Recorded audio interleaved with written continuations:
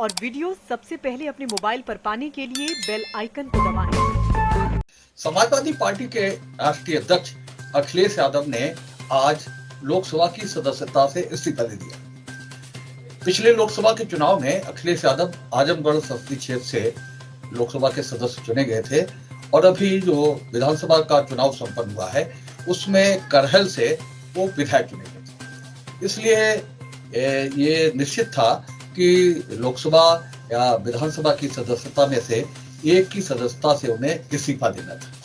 काफी दिनों से चर्चा चल रही थी कि अखिलेश यादव करहल की सीट से इस्तीफा दे देंगे और लोकसभा के सदस्य बने रहेंगे, क्योंकि 2024 में लोकसभा का चुनाव होने वाला है।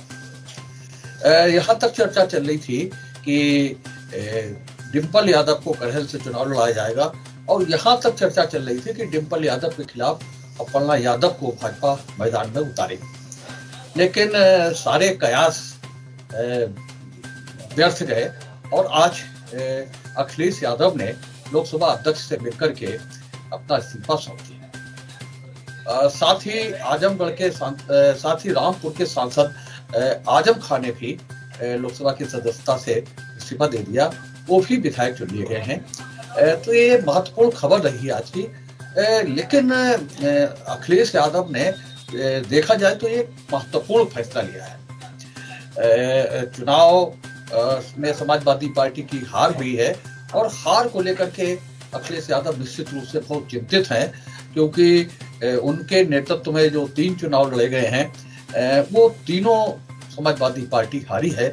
निश्चित रूप से लोग उन पर भी उंगली उठा रहे हैं, उन पर भी निशाना लगा रहे हैं, उनकी पॉलिसी पर कहीं ना कहीं उंगली उठा करके कई तरह के आरोप लगा रहे हैं। इसलिए अखिलेश यादव ने ये महत्वपूर्ण फैसला लिया, क्योंकि उन्हें लगता है कि हार के जो कारण समाजवादी पार्टी के हार के जो कारण अभी तक गिनाए गए हैं उनमें एक कारण ये भी बताया गया कि अखिलेश यादव पूरे 5 साल सक्रिय नहीं रहे। चुनाव हारने के बाद में 19 से लेकर के 17 से लेकर के 22 तक पूरे 5 साल वो सक्रिय नहीं रहे और चुनाव से 6 महीने पहले उनकी सक्रियता बढ़ी और 6 महीने में ही वो जो कुछ कर सके वो करे। और यहाँ तक कि जो चुनाव के विशेषज्ञ हैं वो ये कह रहे हैं कि अब जमाना ये नहीं रहा कि आप तुरंत चुनाव के लिए तैयार हो जाएं और जनता आपके लिए वोट डालने के लिए तैयार बैठी है।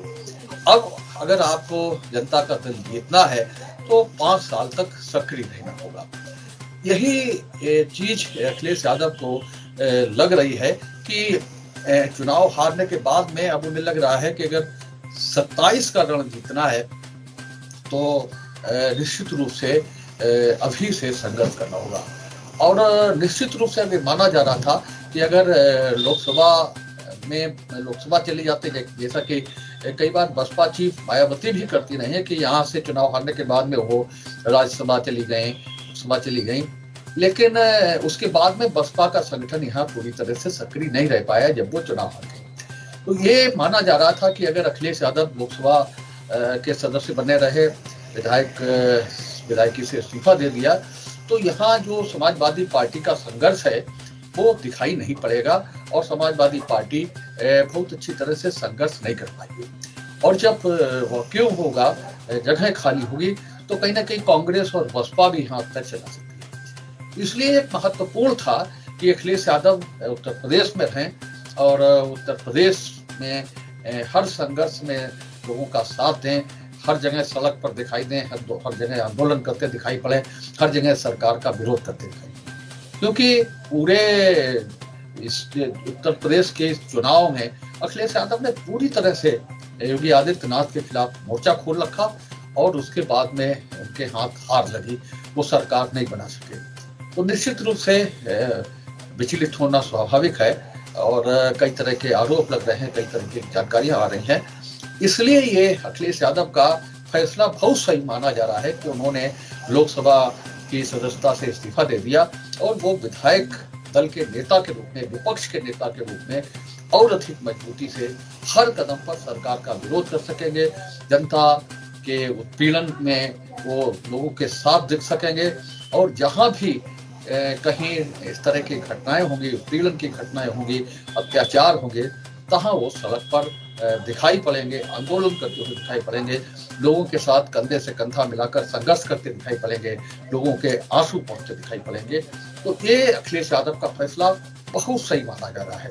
चर्चा तो यहाँ तक की जा रही थी कि अखिलेश यादव ने शिवपाल सिंह यादव को विपक्ष का नेता बना दिया।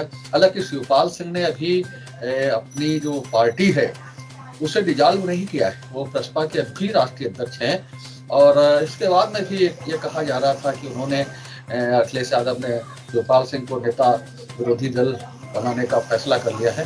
हालांकि ये सब खबरें पूरी तरह से फाल्स साबित हुई और आज अखिलेश यादव ने लोकसभा के अध्यक्ष से मिलकर के अपना इस्तीफा दे दिया और साथ ही ये साफ कर दिया कि वो विधानसभा में रहकर के सरकार का विरोध करेंगे, सदन के अंदर और सदन के बाहर लेकर के वो सरकार का विरोध करेंगे और जो भी अत्याचार, अनीति और उत्पीड़न की घटनाएं होंगी उस पर वो चुप नहीं बैठेंगे।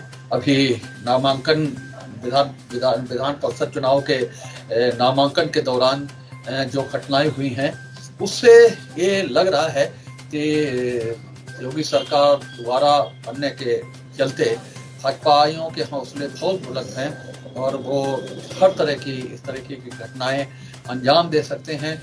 पंचायत चुनाव में पिछले सत्र में जो कुछ हुआ वो सब और कहें तो उससे अधिक इस एमएलसी चुनाव के नामांकन में बोलाया गया है।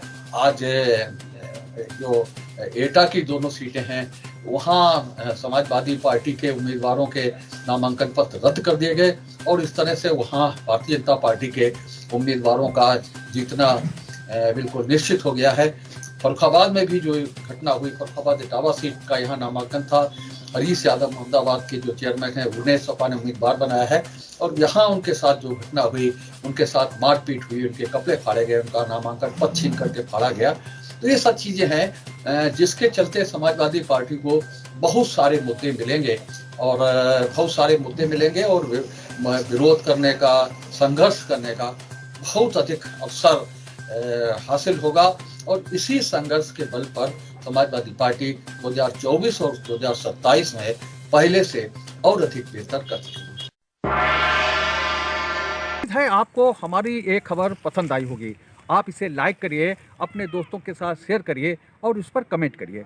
अगर आप पहली बार हमारे चैनल से जुड़े हैं तो चैनल को सब्सक्राइब करना मत भूलिए, यही निवेदन आपसे है।